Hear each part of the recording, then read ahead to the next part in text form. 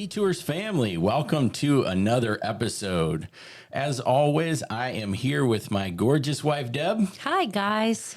and we are ready to kick off another riveting episode. Riveting.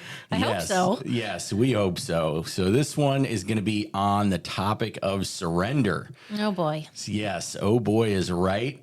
We do this podcast with the heart of authenticity, and we're in a season of wrestling through things with God and when to tap out and surrender and when we're called to fight and so on and so forth. So we're going to dive into this one. So it's a wrestle for sure. Yeah. So, the big question that's out there is, what does it actually look like to surrender everything to God? Right. And that's what you and I are in a season of figuring out. Yeah, I've been walking with the Lord a long time, and I don't know that I have that figured out. Yeah. Oh, yeah. This is one of the areas where I get frustrated with myself. We're going to get into that a little bit later. Yes. But what does it actually look like to surrender? And what's amazing is we have friends that, we've had mentors for a long time that when you look at them, you go, I know that they have completely surrendered to God. Right. And I want what they have. How do I get to what they have? The level of trust, and just they can be put in the strangest or most uncomfortable of situations. They just have total peace.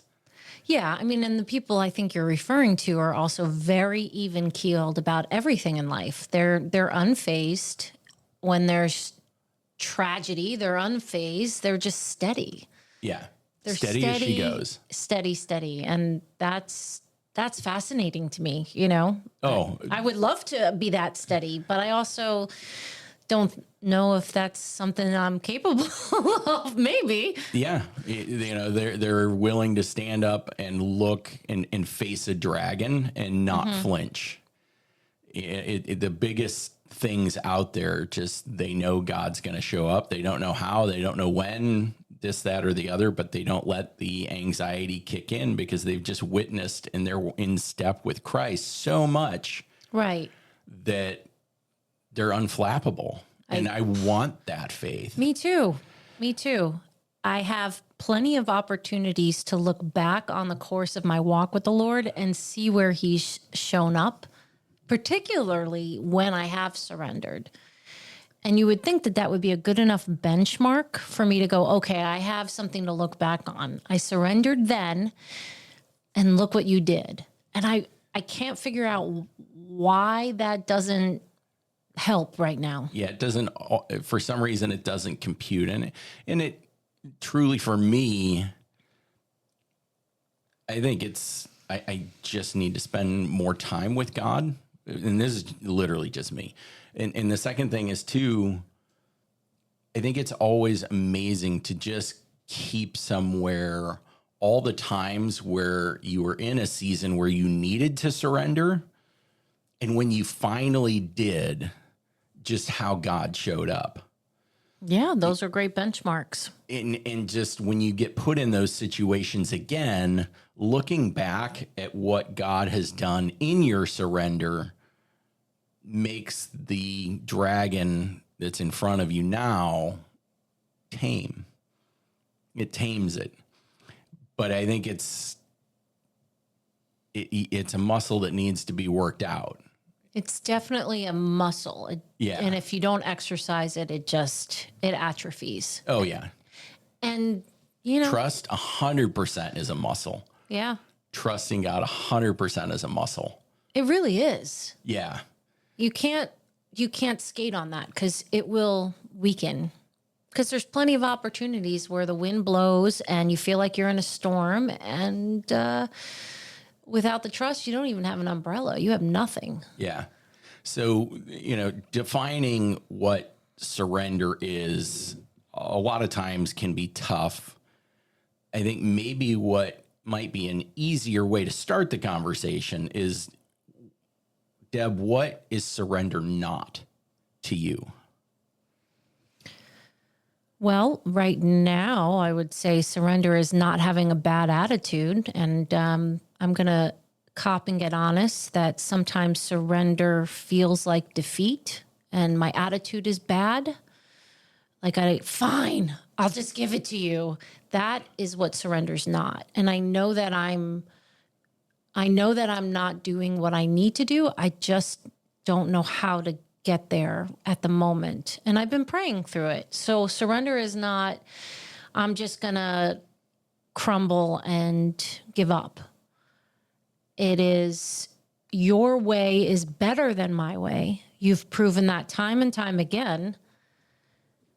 I have to wait on you. And I have to personally I have to preach to myself. Like, I took a day to just lament. And as I'm lamenting, I am literally weeping, going, but I know you're good. I know you're good. I know you're good. Like, I have to convince myself, not convince, I have to remind myself that even when things feel terrible and I don't feel like it's going my way, and that's the opposite of surrender. My way is not surrender. My way is my way. And sometimes I just want my way like a child. And I feel very frustrated when I act that way because I know it's not right. But reminding myself, you are good. You are good. Something that simple. And surrender is also not weakness, right? What you just said is strength. Having the knowledge and just having the peace that Christ can make better decisions than you do. Not can. He does. Yes. He always does. It doesn't mean, surrender is not weakness. And I think that's in today's society. I often, everybody, if you're listening to this podcast, you've listened to Joe Rogan's podcast. And a lot of times I almost wonder, from a guy that has an MMA background where you're in martial arts and the number one way to defeat someone is make them surrender. Right. If that concept of surrender gets in his way as an MMA guy, I also think it gets in everyone, not everyone, but a lot of other people look at surrendering to God as weakness, when the reality is, no, it's trust that he can carry things that we can't carry, that he's fighting the battles that we can't. And we're not going to get wound up about it because he's got this. I'm just going to sit here and I'm going to wait for you. But I also am reminded of Jacob, who wrestled in his surrender, which gives me hope. Like, he didn't get it right away. And God was willing to wrestle with him and allow him to struggle and allow him to have questions and what ifs. And I mean, we don't see in the verses of the Bible how he actually articulates the struggle, but we are told that the word is wrestle. He wrestled God. And when he submitted, he was like, I'm not leaving until you bless me, Lord. I need you to bless me. Like, there was something to it. Like, I know that once I stop the wrestle and you win, there will be blessing. And that's what you also have to keep in mind when you're in a trial. The whole point of a trial, like what we're going through with mom and dad, the whole point of that trial is to transform. But also at the end, when the trial is over, it's also to bless. Yes. Every single trial that I've ever been through, that I read through in the Bible, every single trial, when you get to the other side, there is a tremendous blessing that's beyond what you can comprehend. I can attest to that in my life, yes. And those are the types, that's why I said earlier, to write these things down and just remind yourself, what were all the ways that God made me uncomfortable in trials in the past, and sit down and write those down, and all the pain and all the anguish and all the frustrations and all the details. Mm-hmm. But then don't stop there. Also, hey, after I learned this, and this about God, and after I made these adjustments in myself to realign with him and so on and so forth, at the end, God's desire is always to bless us. And grow us, Yeah. which is the blessing in and of itself. Yep. Yeah. Because he's good. And that's the part that I know in the English language, good doesn't sound like it's a big deal. But I mean, think about God describes all of creation, this beautiful, beautiful work of creation, and he used the word good, you know? So when I say God is good, it really is meant for me to reverence. He's perfect. Yeah, he is. Everything he does is perfection. So the trial that we're going through is perfect. It's perfect for you. And it's perfect for me, and it's stretching us in different ways. God's making you uncomfortable in several ways, and the ways that he's making me uncomfortable are totally different than you. True. Yet we're almost in the same trial.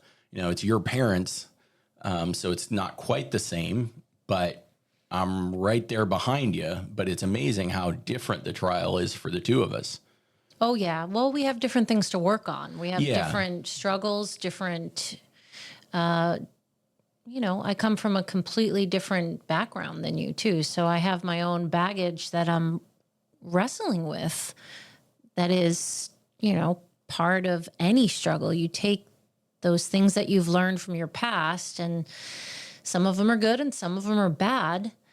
And God's trying to purge out the bad habits and the bad beliefs. Because some of the things that come up as fear in this season are deeply rooted in how I was raised, and God needs to break those. And I understand that that's what's happening. What is hard and what I think is the honest thing to say is surrender is painful at times. At least for me, I can't attest to anyone else's walk, but my own walk, even knowing that he's good, there's a breaking that happens. There's a breaking, and God has the right to break the vessel to rebuild it. There's scripture that's, can't the potter make the clay the way he wants? I mean, I'm totally paraphrasing that verse, and he can shatter the vessel and rebuild it even better. And so in the process of this, surrender feels painful. And me being okay with the fact that it's painful.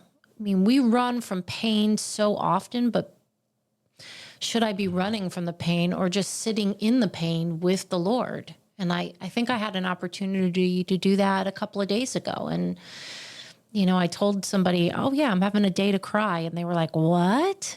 Like, it was such an absurd thing for them to hear.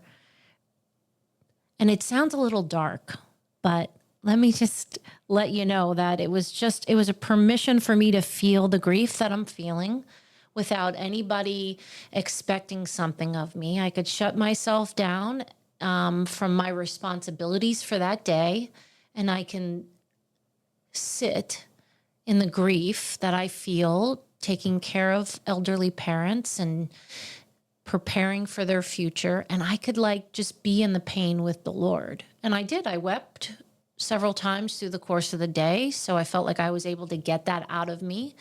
I was able to be all kinds of things with the Lord that he already knew was in my heart. I could be disappointed. I could be frustrated. I could be angry. I could be sad. I could be all of those things because he already knows it. And it was therapeutic. And, surrender is painful. Yeah. For me, maybe you don't. Do you feel surrender is painful at times? I'd have to really meditate on that. I think maybe a lot of times. So my personal weakness in these types of scenarios is I oftentimes cross the line in the sand of what I'm supposed to do versus what God's supposed to do. And I start doing things that really are the burdens that God's supposed to lift. And I'll try and lift them myself. And then I get myself to the point of exhaustion Yes. because I'm trying to lift something that's way too heavy for me. Literally go to the gym and put 1,000 pounds on a barbell and try and lift it. And you're sitting there getting frustrated going, why can't I lift this? And I'm stubborn. And a lot of times I'll walk in trying to pick up 1,000 pound, set of weights, and God lets me tire myself out. And then I have this revelation moment of, wait a minute, why am I trying to do this? There's battles over here that I should be fighting. This is something I can't control. So why am I fighting this? Stick with the battles I can control. The battles that we can control with mom and dad, we have battles with the VA, we have battles with insurance, we have battles with assisted living or where they're going to live. We have all these battles, but every single one of those things that I just listed, those are the 1,000-pound weights that God has to lift. The little pounds, the 20 pounders that I'm supposed to be lifting is, does mom and dad feel loved? And do they feel cared for today? And did I witness to them? That is literally the weight that God is asking any Christian to do. So I will get frustrated with myself because I walk right into that gym and I'll try to pick up 1,000-pound weight, completely exhaust myself. I'm drained of all energy. And then only at that point do I step back and I go, why the heck am I trying to lift? This is not for me. Right. Making the same choices. And that frustration of, why did I do this again? Why did I try and move a mountain when I don't have that authority? God has that authority. Here I am with my little shovel trying to move a mountain and I'm covered in sweat, passed out, and I've moved, couple of pebbles. Yeah. Yeah. And so I turn to myself getting frustrated, going, why did you try and lift God's burden? Lift your own. Again, love mom and dad, care for them, honor them. That's the shovel I'm supposed to be lifting. Let God handle the VA. But God needs you. Right. To do things with the VA. And that's where I get tricky. That's the balance. Right. That's where I have to be so careful because you still have to send medical records to the VA. You still have to get dad to doctor appointments. You still have to follow. So you have a role in that. Sure. And that's where, okay, I have a role in something. God ultimately has to move the mountain, but I do have a role in that. And I'll get carried away with what my role is. And maybe I walk into the gym and I'm lifting the 20-pound weights, but the next thing I know, I'm right back at that 1,000-pound weight lifting, trying to lift and exhausting myself. And the frustration, why did I do this again? There's so much wasted energy. Why can't I just stick with what he's asking me to stick with? And I don't know if it's a lack of trust. I trust, or that I can't trust that he's going to do what he's supposed to do and he promises to do, or I wrestle with that. I don't know. There's a fine line between how many things am I supposed to put on my plate to accomplish what needs to be done and how much of it is effort that I just don't need to put forth. Like calling insurance companies and making, the effort to find different resources.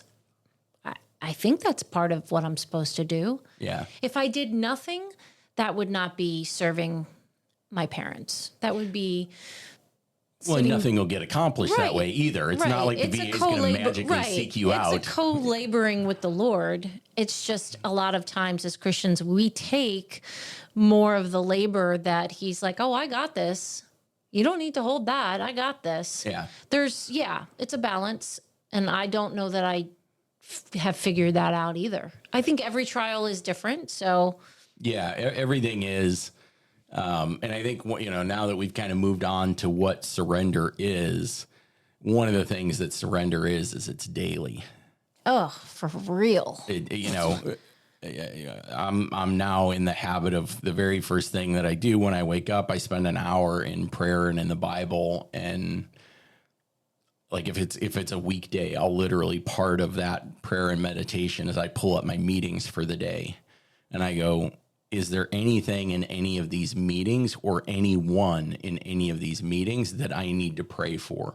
Maybe it's something that's happening that I don't agree with. How do I conduct myself well? So That's on a and good so structure. forth.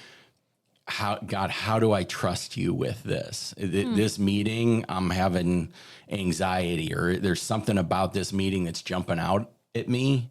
Why is that happening? And how do I trust you with this meeting and the outcome of it and everything that's going to happen because of whatever we decide, So it's such a daily thing that do you get up in the morning, go through the inventory as best you can? Of course, best laid plans of mice and men, right? We tell God our plans and he just laughs.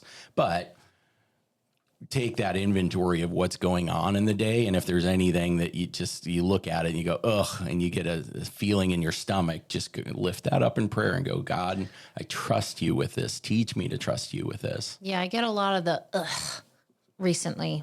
Yeah. And I believe that a lot of that ugh is just out of sheer exhaustion. Because you do get to the point where you're just as tired as you could possibly be. And you wonder, how am I possibly doing this again, day in and day out? And it looks the same. That's the part that I think the daily surrender is. Maybe not surrender, but the daily, like, you got this, Lord, you got this. The reminder that even though the day looks the same, God's not sitting idle, even though it feels like, I can't believe I'm still on the same step and nothing has changed. But that's in my economy. In God's economy, he's moving all different pieces. He's outside of time. I think time is just so lengthy at times. And then sometimes it's like, wow, how time flew. Yeah, I and can't believe kids are already going back to school. Yeah. They just got let out, and that's the hard part of that fruit of the spirit that nobody likes to talk about. Patience. And long suffering. Well, long suffering is patience. And those are two words that we don't want to put together. Suffering, that's bad enough. But Right. you add the word long in front of Right. that, oh my gosh. I know. Who wants that fruit? Yeah. And I was Right. talking to somebody that isn't a Christian, and she's like, well, why would God want us to suffer? And I said, well, we're going to suffer one way or the other. It's what are you going to learn through the suffering? You're not getting past suffering in this world. There's going to be suffering. Sometimes it comes more intensely than others, but you're not getting out of this world unscathed without suffering. So what is the learn? What is the takeaway? How do I do this better the next time suffering comes? Because it's coming. In every story that we have of long suffering and so on and so forth, there's always this, again, God puts us through trials. Every single trial that you go through, he blesses you at the end. That's the climax. But so much of the encouragement, yes, a tremendous amount of the encouragement that I have for people going through a trial is the climax, the blessing that is coming. But don't forget about all the tiny little blessings that happen on a daily basis. I think when you are so stuck on what your current season is and the long suffering, one of the prescriptions in the Bible is just be grateful, right? Yes. Be have gratitude, go for a walk and listen to the birds and let the sun hit your skin and just take all of that in. There are things, if you go for a 20-minute walk, you'll have an infinite list of things to be grateful for, just based on what you see, let alone what God is doing in your life. But I think you bring up something super interesting in what you just said. People that are unsaved, they always pay attention to Christians the most in two seasons, a season of tremendous blessing and a season of tremendous tribulation. Yes. How would you describe surrender to a non-believer? How would I describe it? Yeah. How do you go about unpacking that idea to people that are listening to this podcast that are Christians? You would explain it one way, but to an unbeliever, you'd have to do some more education. That's a question that I think, like how you often answer, I'd have to meditate on that But I think the short answer would be knowing the relationship I have with the Lord. Now, again, they're not Christians, but how I would unpack it for myself would be to live out a trusting that has been steady and true in other life examples, and recognizing that I don't have all the answers. I mean, a non-Christian can admit, I don't have all the answers, right? We all know this. So if I don't have all the answers, God outside of time sees things that I don't. Surrendering is that I'm okay with not knowing all the answers, because no matter how much I exhaust myself, there are things I'm never going to know. So what I do know is I'm in this season. I'm allowed to feel whatever I feel. I may not be able to act on all of those feelings, but if I feel mad, I could be mad. If I feel sad, I could be sad. And surrender looks like one foot in front of the other in a direction of what is the next right thing. And right doesn't always mean comfortable. Right does not always mean easy, but we are born with a moral compass. We have a conscience. What is the next right thing so that we can endure surrender? I think that's my short answer. I mean, I'd have to meditate and really.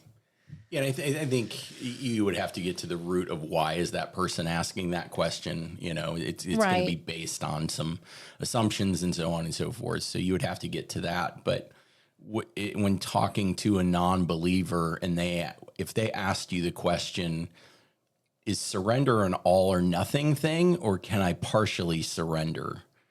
What would you say? I would say no. Can you partially surrender? No, surrender is surrender. It's all in. And that's the part that's hard. Yeah, I would come about it using myself as an example. I would say there are aspects of my life that I have full trust in God, and there are aspects of my life that I don't. And those are the areas that God wants to work on me with. So there are areas that I absolutely trust God. Do I trust that God is good? Absolutely. Mm-hmm. Do I trust God in all these areas? But you can also turn to God and go, but there's this area in my life that I'm going to keep close to the chest because I'm uncomfortable.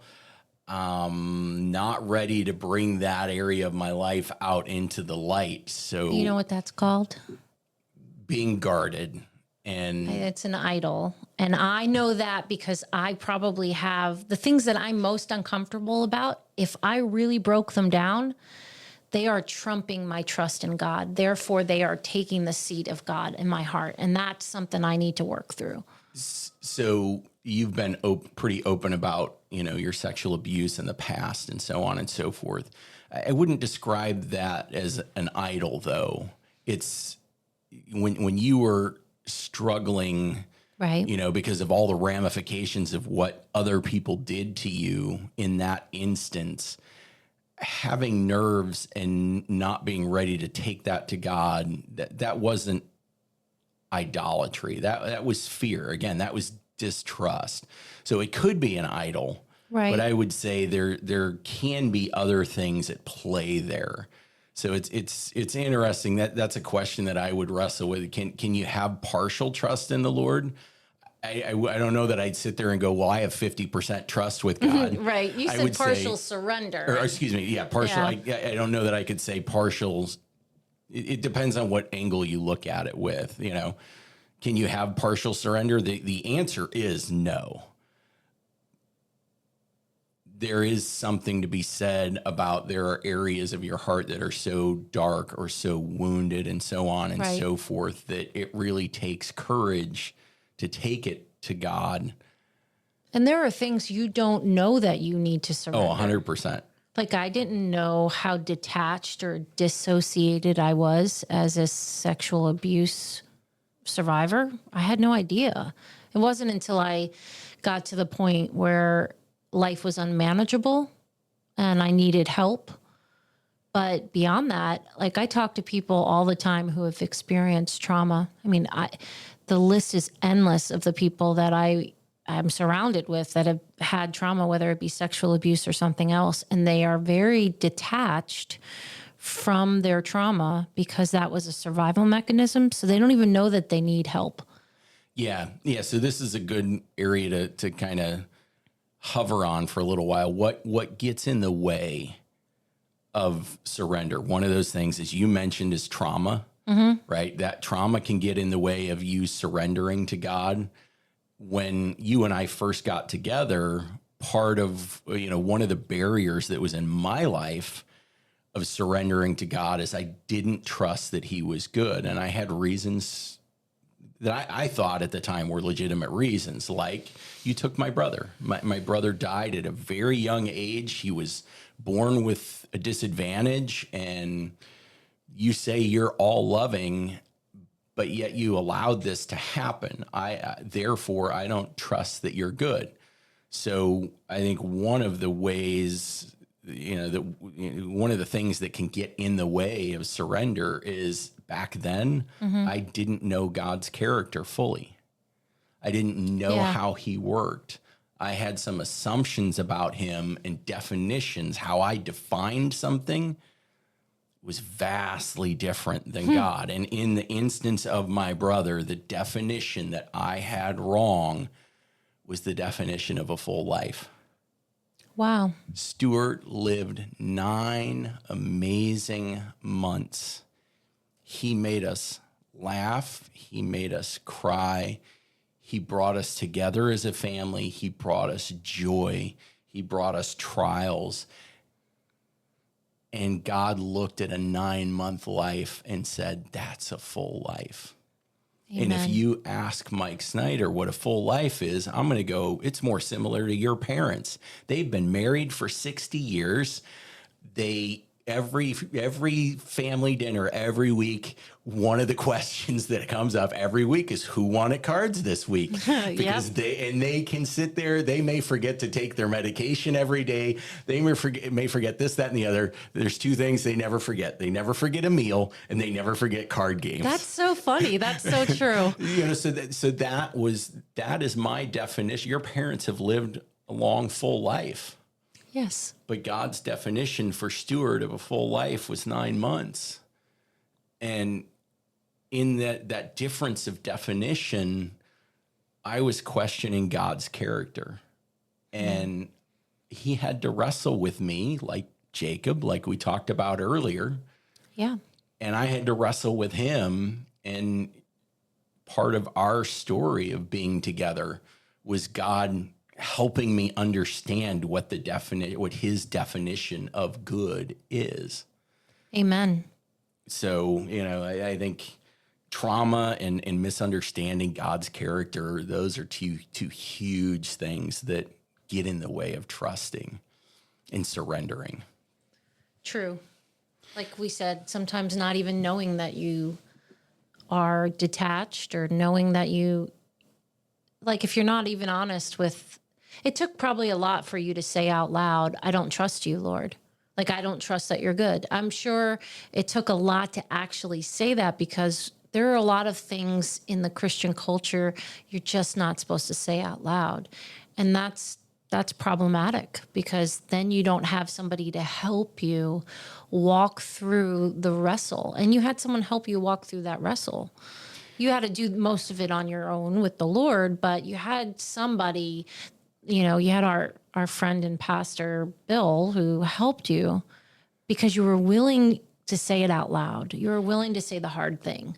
Yeah, and it was, I wasn't sitting there wagging my finger in Jesus's face going, I don't think you're good. Or, but it was, it's been a while now, so I can't exactly remember to say, was it hard for me to come to that conclusion? I think it was a blind spot in my life for a long time. And it was one of those things that you go into church and every week you're going to hear, something about the Apostle Paul and what he went through and how he was bitten by a snake and shook it off. And The shipwreck, the prisons, yeah, the or beatings. you hear about Shadrach, Meshach, and Abednego and the fire and this, that, and the other. But at the end of the day, I had this seed of doubt in the back of my brain that until God dislodged that, there was no way that I could understand who his character truly is. And so that kept getting in the way. And so, and I felt it. I just didn't know what the answer was, so I kept wrestling with it. And I think, another barrier that gets in the way, there's a particular family member with mom and dad that I think one of the barriers is the fear of losing control. Oh, for sure. There are some things where we go, but God, we know what's best. Right. And I think, surrendering the fear of losing control or giving up control can really be intimidating to people with their walk with Christ. Well, and control feels safe. If it's my way, it's safe, but that's actually the worst way. If it's not God's way, it's definitely not safe. But when you don't have when you're used to being in control and you have to give up that control and you feel like you're falling off a cliff. That's the thing that you're like, well, I don't want to do this. Because it feels like you're descending to your death. You're like, this feels, because you're dying to self. Right. That's what it boils down to. And control is always based in fear. Always. And trauma and all sorts of, control is a natural reaction to something from the past. Mm-hmm.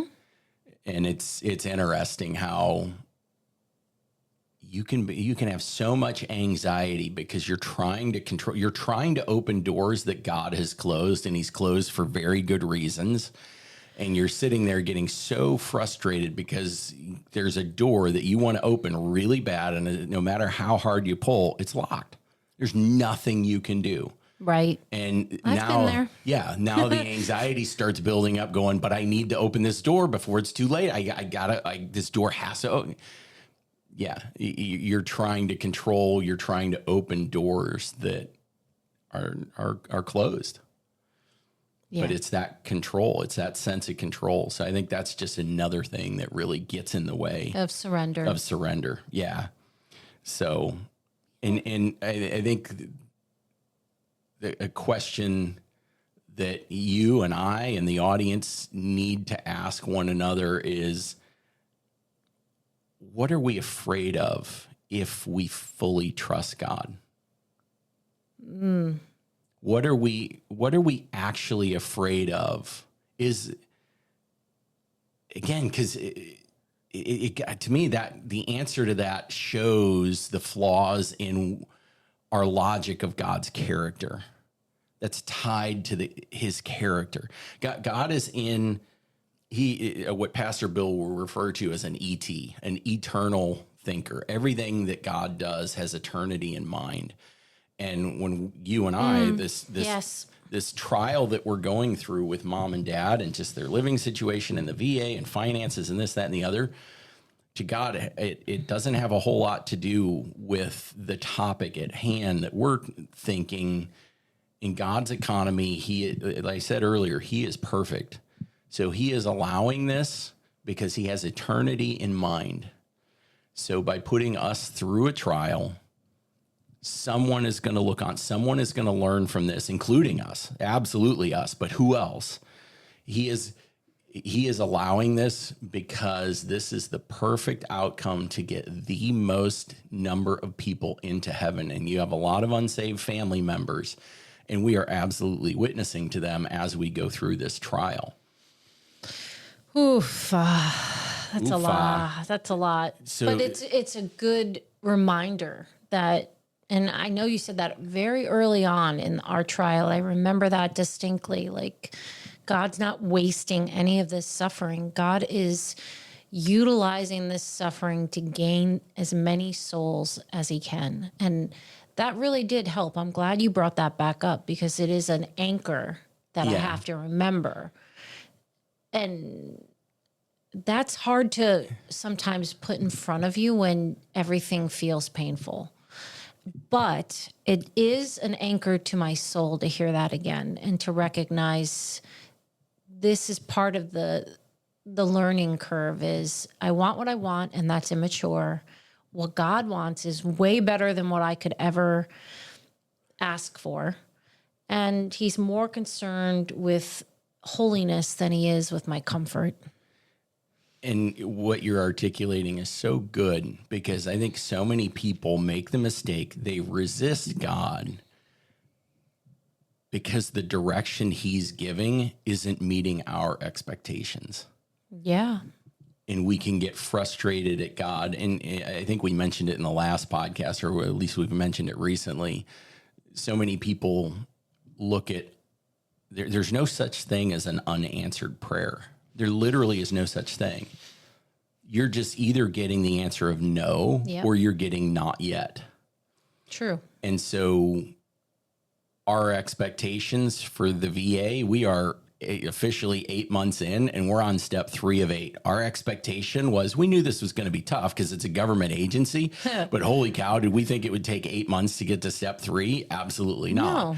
So all of a sudden our expectations were somewhere else, but the reality is that caused us to resist some of God's direction because our expectation was different than what the reality of it is. So is it best to have no expectation? I sit with just tremendous anticipation that God can just, I'll take a crumb. God, you can perform a miracle, but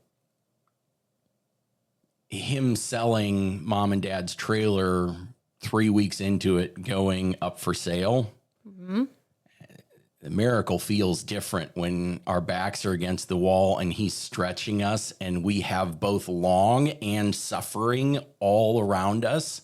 And then all of a sudden a dam breaks and he goes, you learned a tremendous amount in the process and I was with you all the way.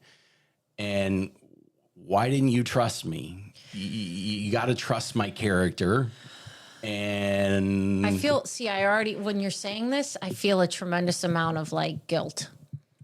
Oh, as you should. Don't look at me like that. But it's also so normal. What you're feeling now, I feel in other areas. Right. So again, you and I were walking through the same trial, but we have different paths. Yes.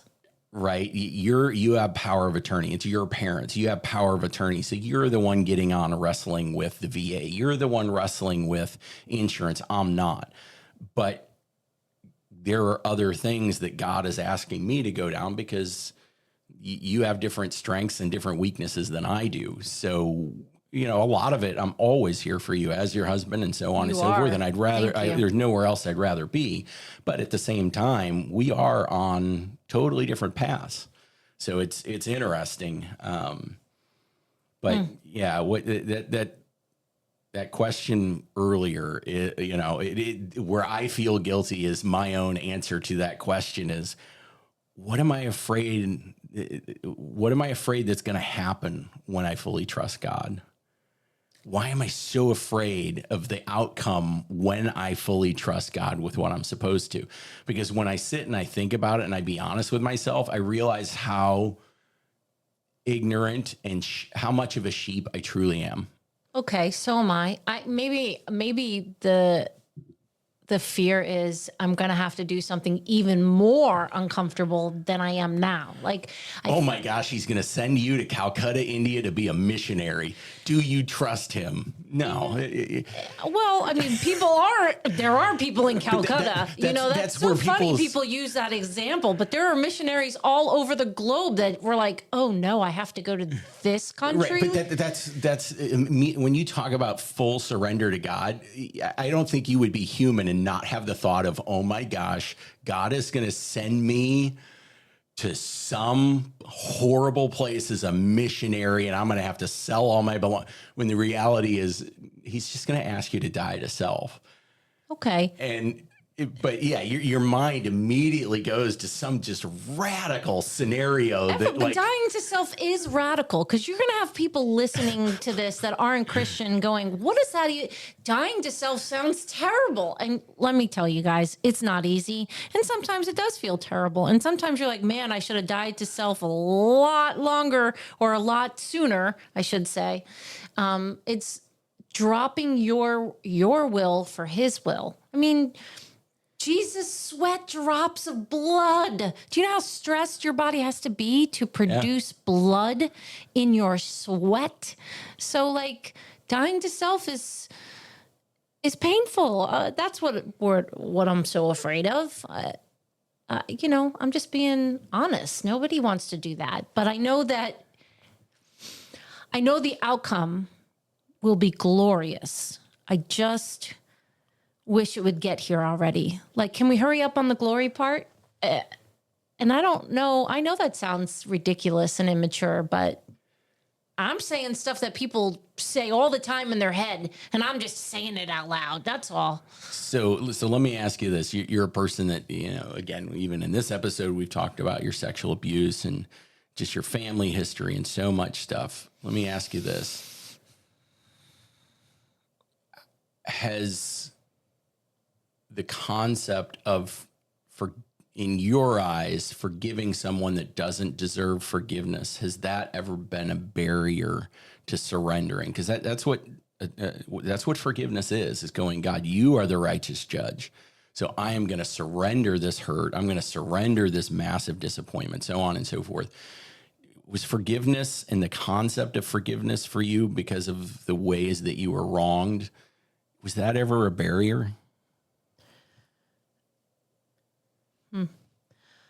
It took a long time to get to forgiveness because I didn't understand what forgiveness truly was. I had a worldly view of what forgiveness looked like. And so, I didn't want to surrender. I didn't think that surrendering forgiveness was beneficial because my understanding of forgiveness was askew.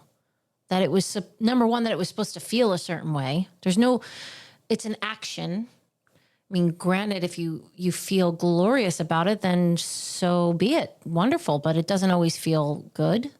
I was under the impression that it was weakness because that's kind of how the world looks at it. And that's what my question earlier was. Do you think a lot of society looks at surrender as weakness. Like a Joe Rogan? Submission is weakness, right? Yeah, the other like guy beat me. Yeah. So is forgiveness, did you ever come across forgiveness going, forgiveness is weakness? Oh, of course. Yes, I absolutely did. For a long time. It wasn't until God kept reminding me, I forgave you of all of your depravity. You are washed clean, daughter. You don't deserve that. Just like the other person doesn't deserve. But I did this for you. And if I've done this for you, I'm asking you to do this for others. So I got stuck on forgiveness a long time. And I did feel like it was weakness, but I've come to find out it's probably one of the biggest strengths you can have in your Christian walk is to be readily willing to forgive all kinds of things that someone who doesn't have the empowerment of Jesus looks at and goes, are you kidding me?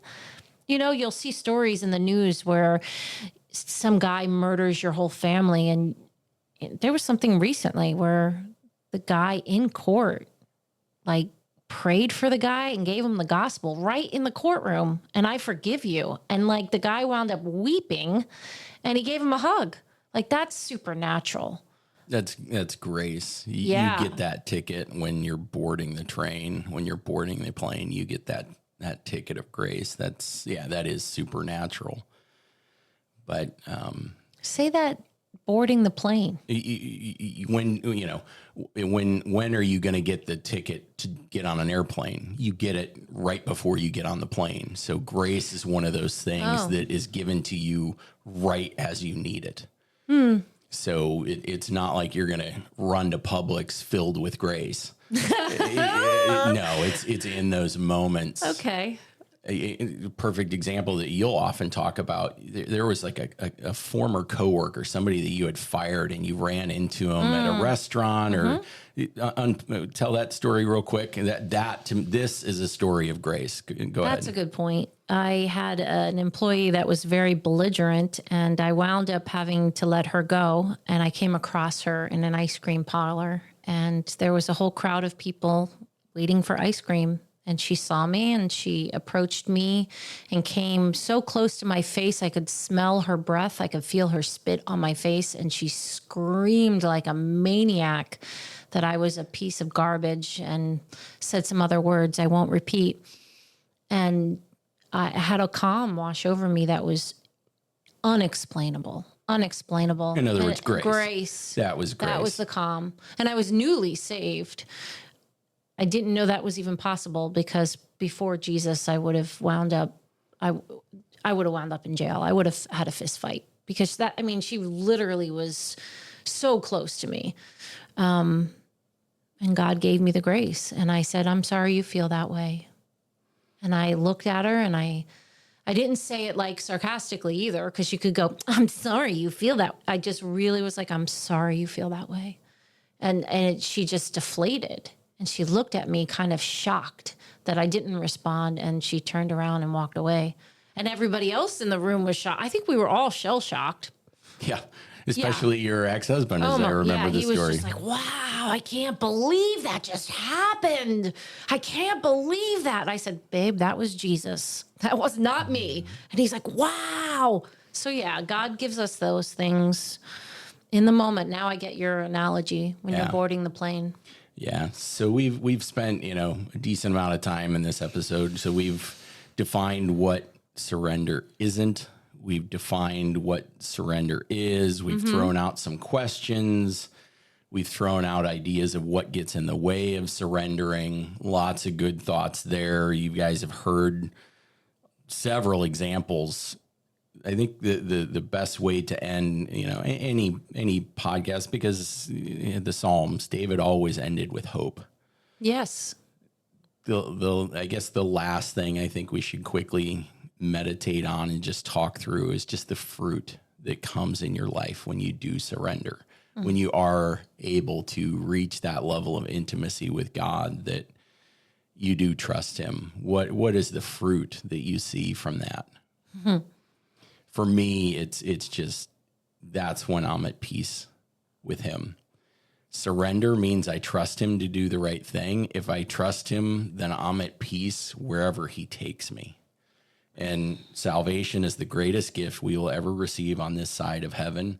The second greatest gift is having peace with God.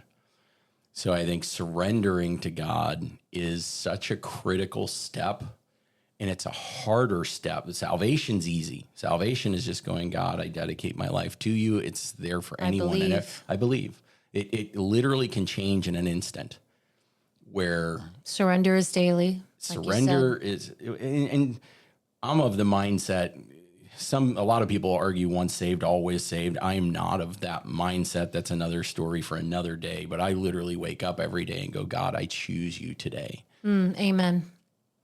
And get that, in my mind, get that salvation expressed to God. And then, God, I want to have peace, but peace only comes through trust.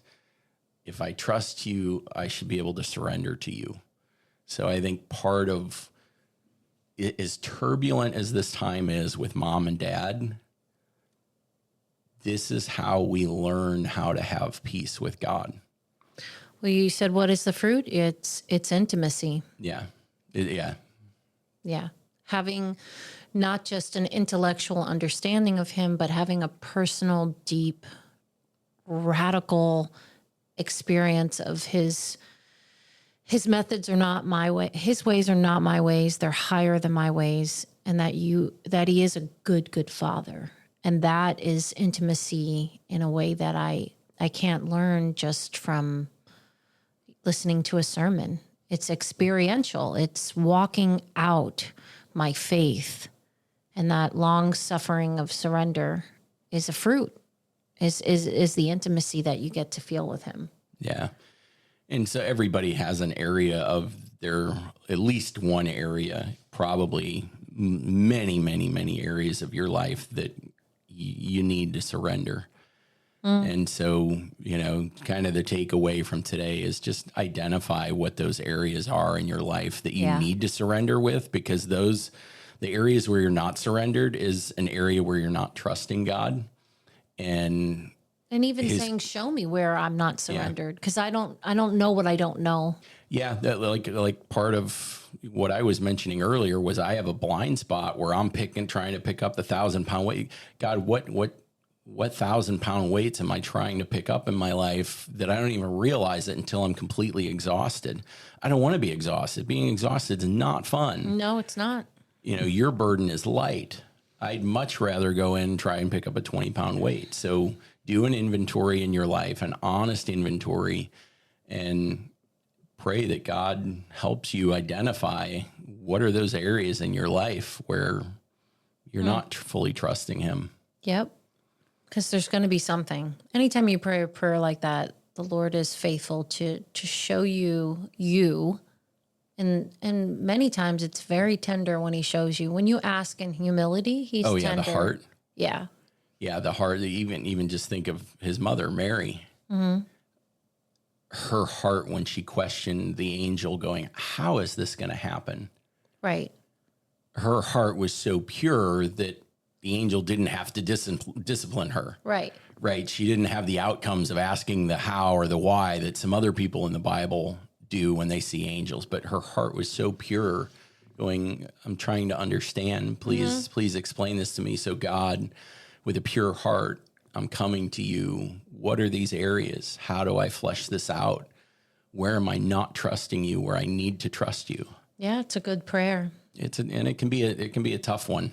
God's not going to answer unless you're ready to hear his response. Be careful what you wish for, because if you're not trusting him with it, it's probably something that's going to be difficult for you. Oh, for certain. Yep. For certain. So surrender is definitely a tough subject, especially for non-believers. They'll look at us like we're crazy. It's hard for believers. Yeah, but it's hard. It's easy enough for me to wrap my brain around the concept. It's the execution where I struggle, Yes. where I think even non-believers, they're trying to wrap their head around the concept, and they'll look at, the death of a 9-month-old like my brother and go, but how do you know God is good? And so they can't even wrap their brain around that surrender. So it's interesting. Great topic. Yeah, I'm glad we had an opportunity to talk through it, because it's helpful just for you and I to just process. So yeah, definitely. Hopefully the audience got a lot out of it. Yes, guys. So thank you so much for joining us. As always, give us a review online, whether you're listening on Spotify or Apple Podcasts, iHeartRadio. It doesn't matter. We're on all those platforms. Subscribe to the podcast. Give us a like. Give us a review. That would be greatly appreciated. But for now, we're going to say goodbye. We'll see you in a couple weeks. Who knows what the topic's going to be? We don't know yet. We don't know. But we'll see you then. Bye, guys.